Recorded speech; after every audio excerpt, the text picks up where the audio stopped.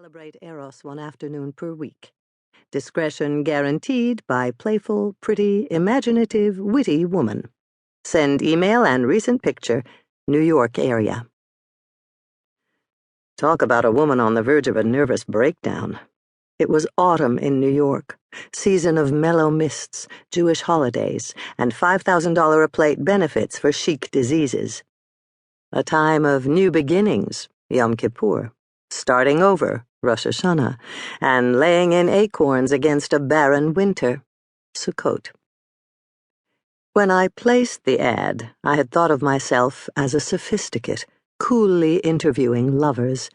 But now I was suddenly overcome with panic. I began fantasizing about what sort of creeps, losers, retreads, extortionists, and homicidal maniacs such an ad would attract. And then I got so busy with calls from my ailing parents and pregnant daughter that I forgot all about it. A few minutes went by. Then, suddenly, the responses poured out of the internet like coins out of a slot machine. I was almost afraid to look. After a couple of beats, I couldn't resist. It was like hoping I had won the lottery. The first response showed a scanned Polaroid of an erect penis, a tawny, uncircumcised specimen with a drop of dew winking at the tip. Under the photo, on the white border, was scrawled, "Without Viagra." The accompanying email was concise. "I like your style. Have always risen for assertive women. Send nude shot and measurements." The next one began like this. "Dear Seeker, sometimes we think it's carnality we want when actually we long for Jesus. We discover that if we open our hearts and let Him in, all sorts of satisfaction undreamt of can be ours. Perhaps you think you are seeking Eros, but Thanatos is what you really seek. In Jesus, there is eternal life. He is the lover who never disappoints, the friend who is loyal forever. It would be an honor to meet and counsel you." A telephone number was proffered. 1-800-JESUS for you. I threw all the responses in the virtual garbage can, deleted them, and shut down the computer. I must have been insane to give an authentic email address. That was the end of it, I thought, deluding myself. Another bad idea aborted. I went about my wife life like an automaton. I had always been impulsive, and impulsive people know how to back away from their impulses.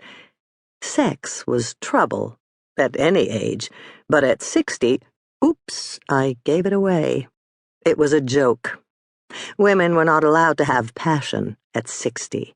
We were supposed to become grandmothers and retreat into serene sexlessness. Sex was for 20, 30, 40, even 50. Sex at 60 was an embarrassment. Even if you still looked good, you knew too much. You knew all the things that could go wrong, all the cons you could set yourself up for, all the dangers of playing with strangers. You knew discretion was a dream. And now, my email was out there for all the crazy fishers and pishers. Besides, I adored my husband, and the last thing I wanted to do was hurt him. I had always known that marrying someone 25 years older put me at risk for spending my sunset years without sex. But he had given me so much else. I'd married him when I was 45 and he was 65, and we'd had a great ride together. He had healed all the old wounds of my earlier marriages. He had been a great stepfather to my daughter. How dare I complain that something was missing in my life? How dare I advertise for Eros?